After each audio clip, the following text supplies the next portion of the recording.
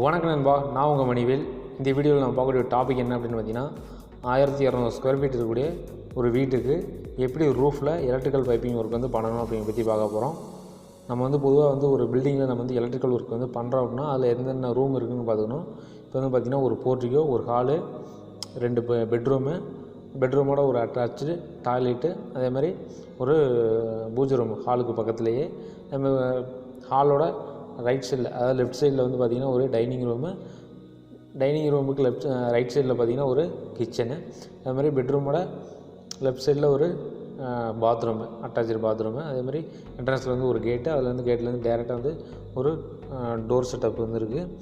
இப்போ நம்ம இந்த ஹாலில் சைஸை பார்த்திங்க அப்படின்னா 17x11 அடி இருக்கக்கூடிய ஒரு பெரிய சைஸ் ஹால் தான் இந்த பில்டிங்கில் இருக்குது. அதே மாதிரி டோர் ரைட் சைடில் திறக்கிற மாதிரி இருக்கும். அதே மாதிரி என்ட்ரன்ஸில் ஹாலில் நம்ம டிவி செட்டப்பு, ஸ்பீக்கர் இந்த மாதிரி வைக்கிறோம் அப்படிங்கிறதுனால அங்கே ஒரு அந்த கபோர்டு மாதிரி வச்சுருக்காங்க. அதே மாதிரி அடுத்து பார்த்திங்கன்னா பெட்ரூமோட சைஸ் பார்த்திங்கன்னா 12x11 அடி இருக்கக்கூடிய ஒரு 10x10 ரூம் சைஸ் தான் வச்சுக்கலாங்களே. அதாவது 2 அடி ஸ்லாப்ட்டு போயிடும். அது மாதிரி அது பூஜை ரூம் பார்த்திங்கன்னா சின்னது, 4x3 சைஸ் இருக்கக்கூடிய சின்ன ரூம் தான். அதே மாதிரி அட்டாச்சு பாத்ரூமோட சைஸ் பார்த்திங்கன்னா 7x4.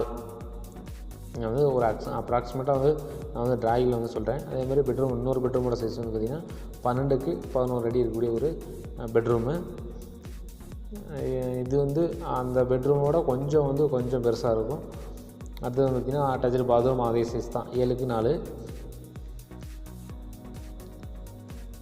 Length into with. அதை வச்சு நம்ம கால்குலேட் பண்ணி நம்ம போட்டுக்கலாம். அடுத்து பார்த்திங்கன்னா கிச்சனு பார்த்திங்கன்னா 7x7 சைஸ் இருக்கக்கூடிய ஒரு ஸ்மால் சைஸ் கிச்சன், அது ஓப்பன் கிச்சன் வச்சுக்கலாமே. அடுத்து பார்த்திங்கன்னா டைனிங் ரூம் 11x10 சைஸ் இருக்கக்கூடிய ஒரு பெரிய சைஸ் ரூமு. அவ்வளோதான் இந்த பில்டிங்கோட ரூமோட சைஸு. இப்போ நம்ம இந்த பில்டிங்கில் எப்படி ஒவ்வொரு ரூமுக்கும் நம்ம எலக்ட்ரிக்கல் பைப்பிங் ஃபிக்ஸ் பண்ணணும் அப்படின்னு பற்றி பார்க்கலாம். இப்போ இந்த ஹாலில் 17x11 அப்படின்னா 17ல் பாதி எவ்வளோ அப்படிங்க அளந்துக்கிட்டு, அதே மாதிரி லென்த்து 17ல் பாதி, அதே மாதிரி அகலம் 11ல் பாதி, 11ல் பாதி 5.5, அதே மாதிரி 17ல் பாதி அங்கிட்ட ஒரு அடி, அங்கிட்ட அடி, இங்கிட்ட அடி போச்சுன்னா 16 அடி. 16 பாதியாக பிரித்தோம்னா 8x8, 8 பாதியாக பிரித்தோம்னா 4. ஸோ 2 ஃபேன் பாக்ஸ் ஃபிக்ஸ் பண்ணிட்டோம். அடுத்தது பார்த்திங்கன்னா 4 மூலையிலையும், அதாவது ஸ்கொயருக்கு ஸ்கொயராக 2 அடி வச்சு ஸ்பாட்லைட் ஃபிக்ஸ் பண்ணி வச்சுருக்கோம். டோருக்கு ரைட் சைடில் எப்போயுமே அதாவது டோர் ஓப்பன் பண்ணுறோம் அப்படின்னா அதுக்கு லெஃப்ட் சைடில் நம்ம ஒரு சுவிட்ச் பாக்ஸ் வச்சுருக்கோம். அதே மாதிரி ஹாலோட சென்டரில் ஒரு சுவிட்ச் பாக்ஸு, அண்ட் தென் ஹாலோட சென்டருக்கு ஆப்போசிட்டில் ஒரு சுவிட்ச் பாக்ஸு. அடுத்து டிவி ஃபிக்ஸ் பண்ணுறாங்க அப்படின்னா அந்த இடத்துல ஒரு சுவிட்ச் பாக்ஸு. அதுக்காக நம்ம பைப்பிங் இறக்கிக்கணும். பார்த்தோம்னா ஸ்பாட்லைட்டுக்கு லிங்க் பண்ணிக்கணும். 4 ஸ்பாட்லைட்லேயும் லிங்க் பண்ணிடுங்க. அதேமாதிரி அடுத்து பார்த்திங்கன்னா ஃபேன் பாக்ஸில் ஒரு எந்த சுவிட்ச் பாக்ஸ் நம்ம லைன் எடுக்கிறோம் அப்படிங்கிற பார்த்து அதுக்கு ஒரு லைனை கொண்டு போயிடணும். இன்னொரு சுவிட்ச் பாக்ஸையும் லிங்க் பண்ணி வச்சுக்கணும். ஒவ்வொரு இதுக்கும் ஹாலை பொறுத்த வரைக்கும் நம்ம ஒரு சர்க்யூட் யூஸ் பண்ணுறோம்னா அடுத்தடுத்த சுவிட்ச் பாக்ஸ் லிங்க் பண்ணி வச்சுக்கணும். அதேமாதிரி நம்ம மேலே பைப் லிங்க் பண்ணுறதுக்குள்ள தனியாகவே டேரெக்டாக ஒரு சுவிட்ச் பாக்ஸ்லேருந்து இன்னொரு சுவிட்ச் பாக்ஸ் லைன் ஈஸியாக கொண்டு போகிற மாதிரியான பைப்பிங் நம்ம போட்டுக்கலாம். இதில் பார்த்திங்கன்னா ஹாலில் 2 tube light, 2 normal lamp fix பண்ணுற மாதிரி வச்சுருக்கோம்.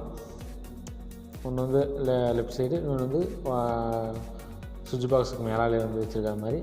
இதான் ஹாலில் நம்ம பைப்பிங் பண்ணிருக்கோம். அடுத்து பார்த்திங்கன்னா ஹோம் தேட்டரு, அதாவது ஹாலில் நம்ம டிவி செட்டப் பயன்படுத்துகிறோம்னா 4 மூலைக்கு 4 ஹோம் தேட்டர் பயன்படுத்துவோம். அதுக்கு எப்படி பைப்பிங் பண்ணணும் அப்படின்னா 4 ஹோம் தேட்டரையும் லிங்க் பண்ணிக்கணும். 4 ஹோம் தேட்டரையும் பைப்பிங் லிங்க் பண்ணிட்டு டைரெக்டாக அந்த பைப்பை எடுத்து கொண்டு போய் டிவி எங்கே நம்ம ஃபிக்ஸ் பண்ணுறோமோ அது நேருக்கு நம்ம கீழே இறக்கி அதுலேருந்து நம்ம ஹோம் தேட்டருக்கு பைப்பிங் பண்ணிக்கலாம். இப்போ 4 மூலையும் நான் இணைச்சிட்டேன். கீழே ஹோம் தேட்டர் எங்கே கொண்டு போகிறோமோ அந்த இடத்துக்கு நான் பைப் கீழே இறக்கி வச்சு, இதான் ஹாலில் நம்ம பயன்படுத்தக்கூடிய செட்டப்பு. அதே மாதிரி அடுத்து டைனிங் ரூம் பொறுத்த வரைக்கும் 11x10. இப்போ 11ல் பாதி எவ்வளோ, 5.5, 10ல் பாதி 5.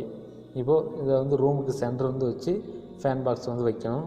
வச்சுட்டு அங்கே வந்து எத்தனை சுவிட்ச் பாக்ஸ் வந்து வருது, அதேமாதிரி எத்தனை லைட்டிங் பாயிண்ட் வந்து வருது அப்படிங்கிறத பொறுத்து நம்ம வந்து 4 மூலையிலுமே வந்து பைப்பிங்கை வந்து இறக்கலாம். நம்ம வந்து ஃபஸ்ட்டு நம்ம வந்து ரூஃபில் வந்து பைப் போடுறோம் அப்படின்னா, ஒரு ரூம் இருக்குன்னா 4 மூலையிலுமே வந்து பைப்பை வந்து இறக்கி வச்சுருங்க. நீங்கள் வந்து நாளைக்கு வந்து உங்களுக்கு வந்து தேவைப்படுது அப்படின்னா கீழே வந்து நம்ம வந்து பைப்பை வந்து கீழே பாக்ஸில் வந்து வச்சு நம்ம வந்து ஈஸியாக வந்து வயரிங் வந்து பண்ணிக்கலாம். இப்போ நான் வந்து 4 மூலைக்கும் 4 பைப்ஸ் வந்து இறக்கியாச்சு. அது ஆப்போசிட்டில் 2 பைப்பு இறக்கிட்டேன். அடுத்து வந்து கிச்சனோட சைஸ் வந்து பார்த்திங்கன்னா 7க்கு 7. அதாவது கீழே வந்து தான் வந்து நம்ம ஸ்லாப்ட் வந்து பயன்படுத்துவோம். ஸோ நம்ம வந்து மேலே வந்து நான் கரெக்டாக வந்து நம்ம சென்டர் பண்ணிக்கலாம். 3.5க்கு 3 அடி வச்சு சென்டர் பண்ணி பாக்ஸ் வந்து வச்சுக்கலாம். அதேமாதிரி நம்ம எப்படி யூஸ் பண்ணுறோமோ 4 மூலையில் 4 பைப்பு, 4 சைட்லேயுமே 4 பைப்பு வந்து இறக்கலாம். சுவிட்ச் பாக்ஸ்க்கு வந்து ஒரு பைப் வந்து கீழே இறங்கணும். அதேமாதிரி 2 லைட்டிங்க்கு ஒரு இது வந்து எக்ஸாஸ்ட் ஃபேனுக்கு அந்த பைப்ஸ் வந்து இறக்கி வச்சுருவோம். கிச்சனை பொறுத்த வரைக்கும் லைட்டிங் சர்க்யூட்டுக்கு ஒரு சுவிட்ச் பாக்ஸ் வந்து வைப்போம். அதேமாதிரி மிக்ஸி கிரைண்டர் இந்த மாதிரி இதுகளுக்கு தனியாக 2 சுவிட்ச் பாக்ஸ் வந்து பயன்படுத்திக்கணும். அடுத்து வந்து டாய்லெட்டில் வந்து பார்த்திங்கன்னா 7க்கு 4 3.5க்கு 2 அப்படிங்கிற இதில் சென்டர் பண்ணி நம்ம வந்து பாக்ஸ் வந்து வச்சிடறோம். அதை வந்து டைரெக்டாக நம்ம சுவிட்ச் பாக்ஸ் கொண்டு போயாச்சு. பாத்ரூமை பொறுத்த வரைக்கும் இனிமேல் அந்த சுவிட்சை வந்து இன்னர் சைடில் வந்து வைக்கக்கூடாது. ஓப்பன், அதாவது டோருக்கு வெளியில் வந்து நம்ம வந்து வச்சுக்கிறது ரொம்பவே நல்லது. ஏன்னா நம்ம வந்து உள்ளே போகிறப்பே நம்ம வந்து சுவிட்சை வந்து போட்டு உள்ளே போகிற மாதிரி இருக்கணும். ஸோ அதுக்காக நம்ம வந்து சுவிட்ச் பாக்ஸ் வந்து வெளியே வந்து வச்சுருக்கோம். அடுத்து வந்து பெட்ரூமோட சைஸை பொறுத்து நம்ம வந்து பெட்ரூம்லேயே நான் சென்டர் பண்ணி நம்ம வந்து பாக்ஸ் வந்து வச்சுட்டு அதில் வந்து பைப்ஸ் வந்து இறக்கிப்போம். இது வந்து பார்த்திங்கன்னா 12க்கு 14, 12ல் பாதி 6, 7ல் பாதி 14ல் பாதி 7. ஸோ அதுக்கு மாதிரி சென்டர் பண்ணி வச்சுக்கலாம். இந்த இதில் வந்து ஸ்லாப்ட் வந்து வரும். அதாவது ரூம்ஸை பொறுத்த வரைக்கும், பெட்ரூமை பொறுத்த வரைக்கும் 2 அடி இது வரும் ஸ்லாப்ட்டு. அதை கழிச்சிட்டு நம்ம வந்து அந்த ஸ்லாப்டோட எண்ட்லேருந்து அளந்து நம்ம வந்து ரூம் சென்டர் பண்ணி வந்து நம்ம வந்து பைப்ஸை வந்து ஃபிக்ஸ் பண்ணிக்கணும். அதே மாதிரி தான் நம்ம வந்து பாத்ரூமு. அடுத்து வந்து பூஜை ரூமில் வந்து பார்த்திங்கன்னா ஒரே ஒரு ஸ்மால் சைஸ் ஜங்ஷனை வந்து வச்சுட்டு அதில் வந்து கீழே ஒரு பைப்பை வந்து இறக்கலாம். கீழே ஒரு சுவிட்ச் பாக்ஸுக்கு ஒரு லைன் வந்து கொண்டு போய்க்கணும். அடுத்து வந்து இன்னொரு பெட்ரூம்லேயும் அதே மாதிரி தான். இது வந்து 12க்கு 11, 6க்கு 5 சைஸ் வந்து வச்சு நம்ம வந்து இப்போ சென்டர் பண்ணி நம்ம வந்து ஜங்ஷன் வந்து வச்சுருவோம். அதுலேருந்து நம்ம வந்து சுவிட்ச் பாக்ஸு அந்த 4 மூலைக்கு 4 பைப்ஸ் வந்து இறக்கலாம். இதான் வந்து பெட்ரூமு ஹாலுங்களுக்கு பைப்பை எப்படி வந்து இறங்கணும் அப்படிங்கிறது. நம்ம வந்து ஒரு சிலர் வந்து எல்லா ஃபேன் ஜங்ஷனுமே வந்து லூப் பண்ணி வைப்பாங்க. அப்படி வைக்கும்போது நம்ம வந்து வயர் இழுக்கிறப்போ நம்ம வந்து வயர்ஸ் வந்து ரொம்பவே அதிகமாக செலவாகும். இந்த மாதிரி பண்ணும்போது வயர்ஸோட எண்ணிக்கை, அதாவது யூசேஜ் வந்து கம்மியாகும். போர்ட்டிகளில் வந்து பார்த்திங்கன்னா 4 ஸ்பாட் லைட்டு, ஒரு ஃபேன் ஜங்ஷன் வந்து பயன்படுத்தியிருக்கோம். ஓப்பன்லேயே இருக்கிறனால ஒரு சுவிட்ச் பாக்ஸ் வந்து போர்ட்டிகோ சென்டரில், அது ஓப்பன் ஏரியாவில் டோருக்கு லெஃப்ட் சைடில் வந்து ஒரு சுவிட்ச் பாக்ஸு, அதுக்கு ஒரு லைன் வந்து கொண்டு போய் வச்சு நம்ம வந்து 4 ஸ்பாட் லைட்லேயும் வந்து லிங்க் பண்ணி வச்சுக்கலாம். அல்லது தனித்தனியாக பைப்ஸ் வந்து ஃபிக்ஸ் பண்ணி வச்சுக்கலாம். இப்போ நான் வந்து டயக்ராமுக்காண்டி செட் டைப்பில் நான் வந்து போட்டிருக்கேன். அவ்வளோதான். அடுத்து வந்து பார்த்திங்கன்னா நம்ம வந்து டிபியிலேருந்து எப்படி ஒவ்வொரு ரூமுக்கும் நம்ம வந்து தனித்தனி லைன்ஸ் வந்து கொண்டு போகணும் அப்படின்னா, நம்ம வந்து ஒரு டிபி பாக்ஸ் வந்து நம்ம எப்போயுமே அந்த ஹாலில் தான் வந்து வைப்போம்.